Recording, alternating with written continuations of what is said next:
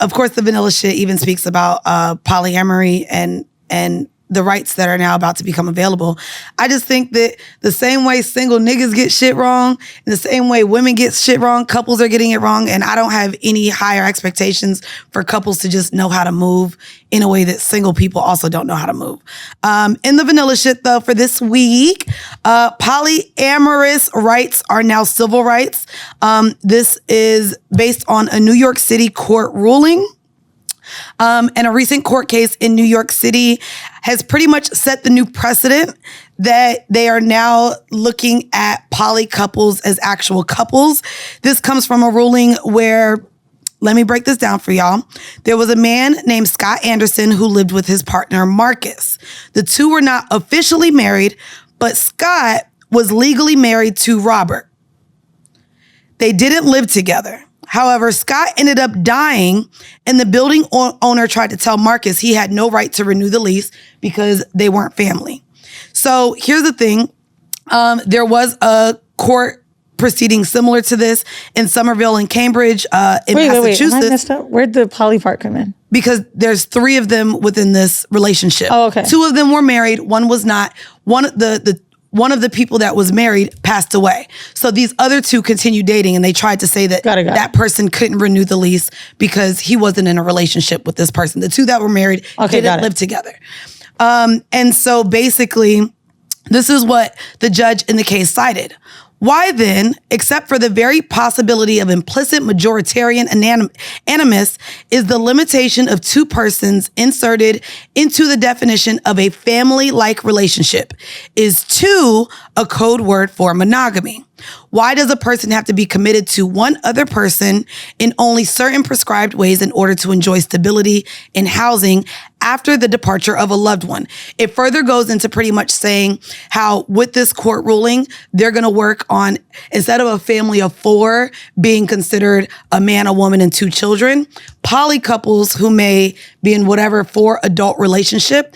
New York, I believe city, not state. New York City is now, with this case being overturned, going to possibly allow polyamorous couples to put each other on their insurance policies, which normally isn't the case for adults. You have to be married. I hope y'all get that shit. Put me in. So there's insurance policies, there's wills, there's all of these ways in which they're now going to be considering poly couples as a family unit. I think wills are probably the only way it's probably ever been kind of legal. Wills and insurance, right?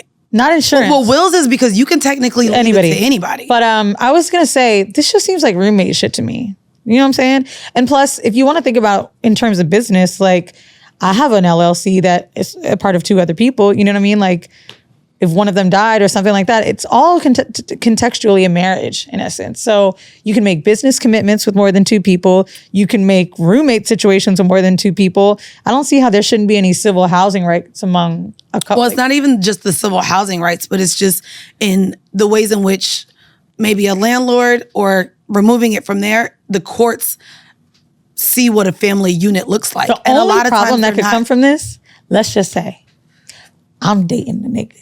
You dating the nigga. I live with the nigga. You don't know I live with the nigga. You his girlfriend. We've been with the nigga the same amount of time. He dies. Nobody's on the will. We both proven we his girlfriend. Who the fuck get the poly rights, bitch? Well, no, if neither bitch is on the will, nobody getting shit. But that's not true. If someone doesn't have a will, you can fight for some of their estate in court. Yeah, but also girlfriends, and that's another thing, and that's why so many people do still put this power on being a wife.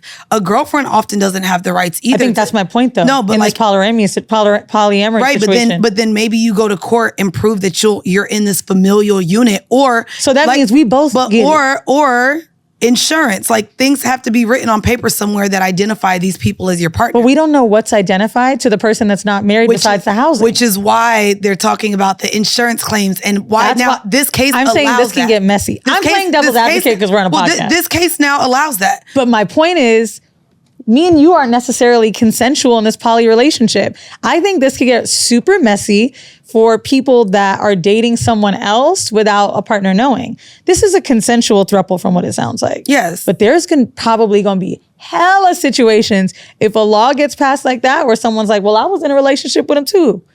Bitch, watch. It's going to be some good shade room tea. I don't know.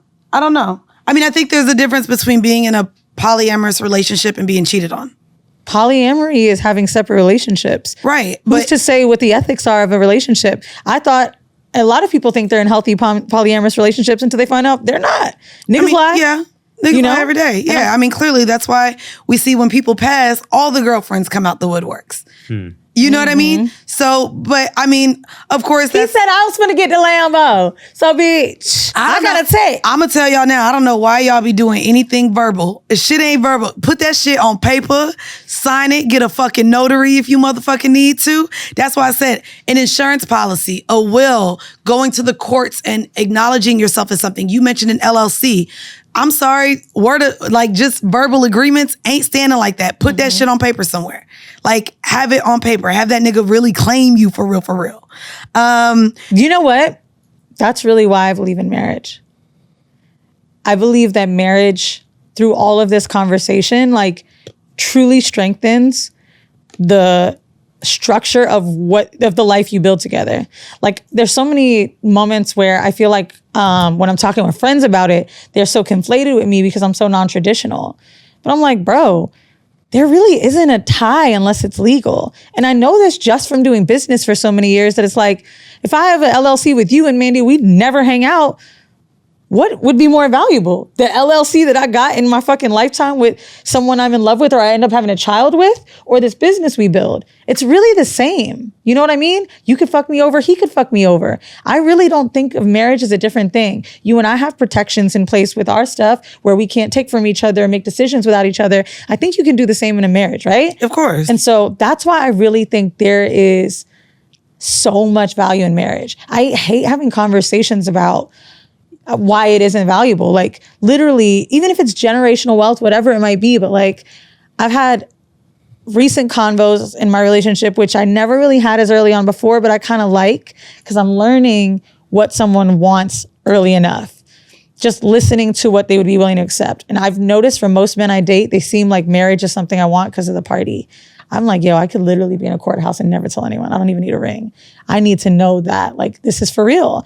I don't want to have children with someone and have different last names, let things get messy. Like, I like things to be legal, tied in, and locked. And I've honestly learned that from being a business owner with other people. Like, it feels really good to feel safe that way. And so, yeah, and I still feel the opposite, but maybe because I've had a business end. So the fact that marriages can end, businesses can end, and it's going to get messy because sometimes someone is left, even prenups, seeing that prenups don't really protect you.